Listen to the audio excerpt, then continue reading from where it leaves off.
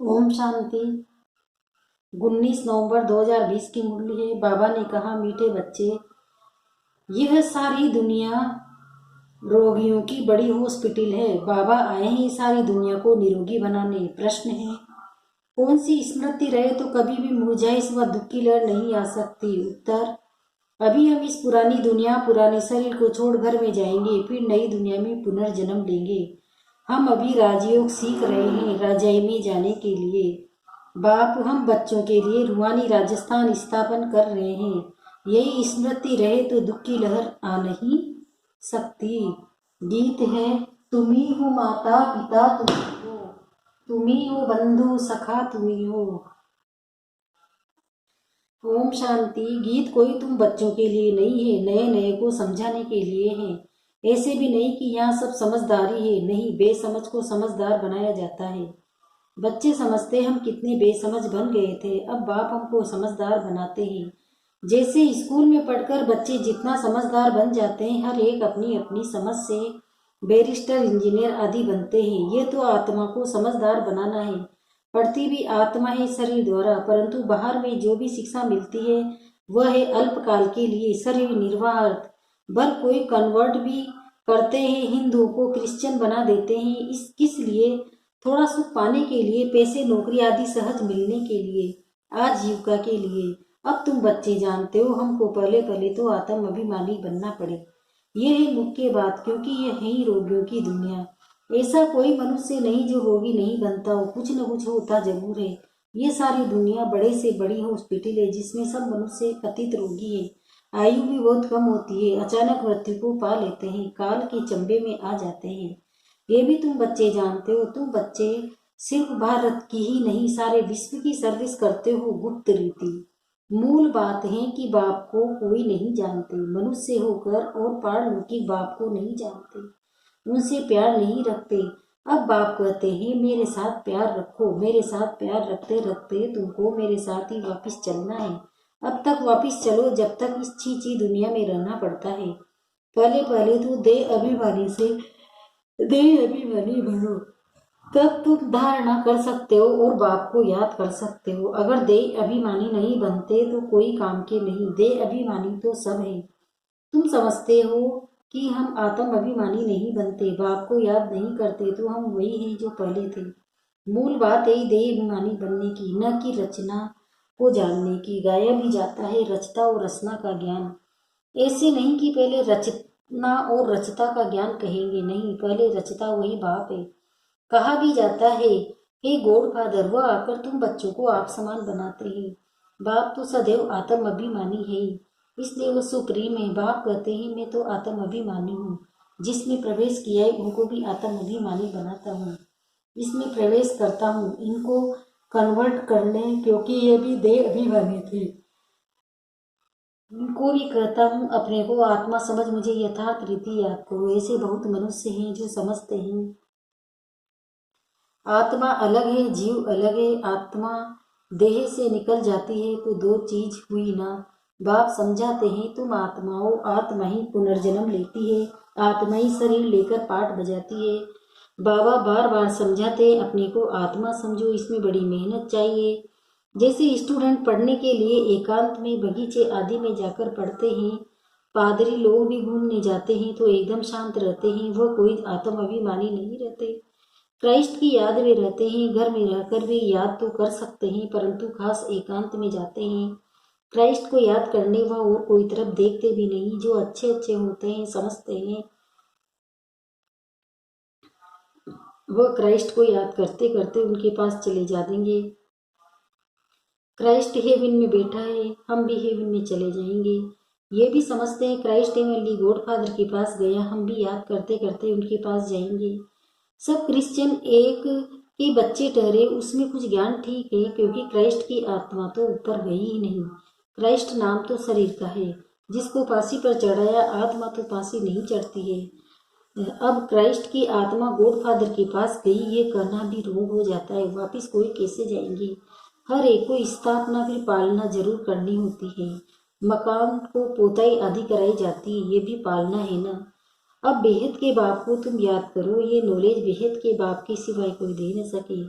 अपना ही कल्याण करना है। रोगी से निरोगी बनना है। ये रोगियों की बड़ी हॉस्पिटल है। सारे विश्व रोगियों की हॉस्पिटल है।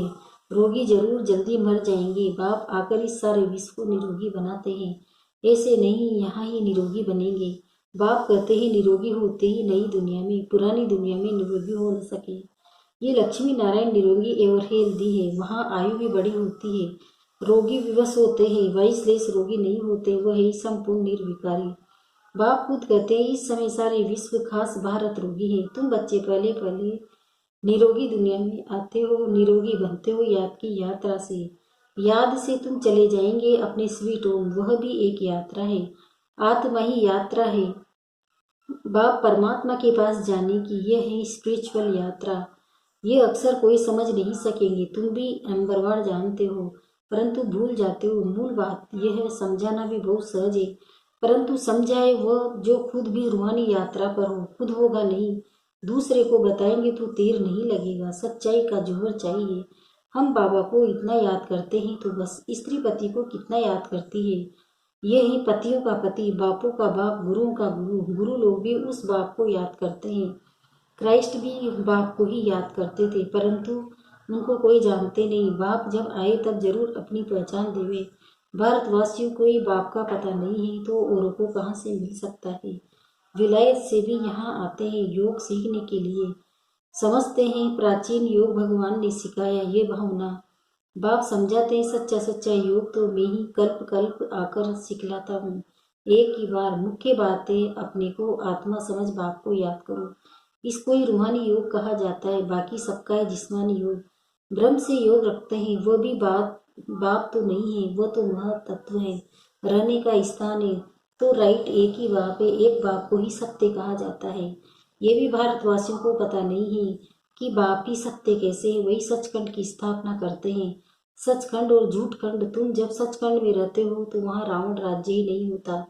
आधा कल्प बाद रावण राज्य झूठखंड शुरू होता है। सचखंड पूरा सत्य को कहेंगे, फिर झूठखंड पूरा कलयुग का अंत। अभी तुम संगम पर बैठे हो, न इधर हो न उधर हो।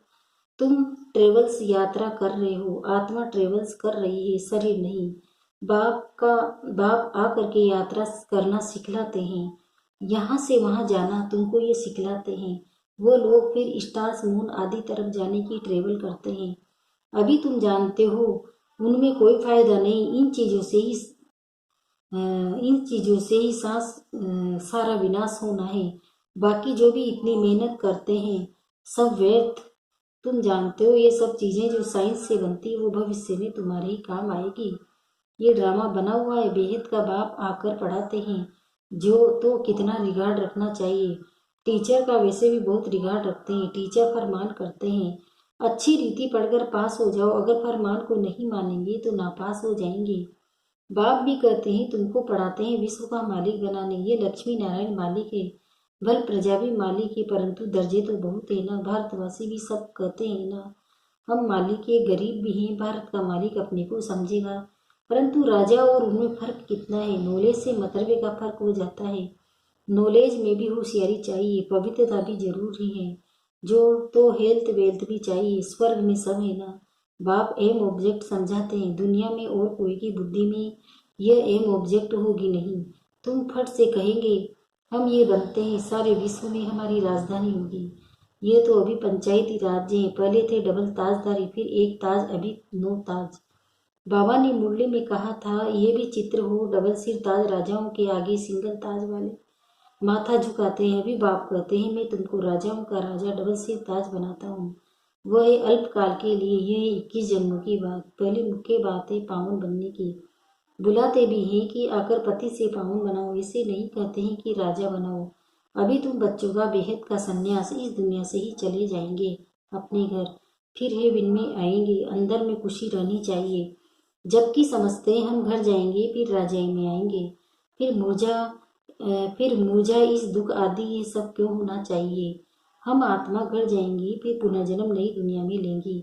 बच्चों को स्थायी खुशी क्यों नहीं रहती। माया का अपोजिशन बहुत है, इसलिए खुशी कम हो जाती है। पतित पावन खुद कहते हैं मुझे याद करो तो तुम्हारा जन्म जन्मांतर के पाप भस्म हो जाएंगे।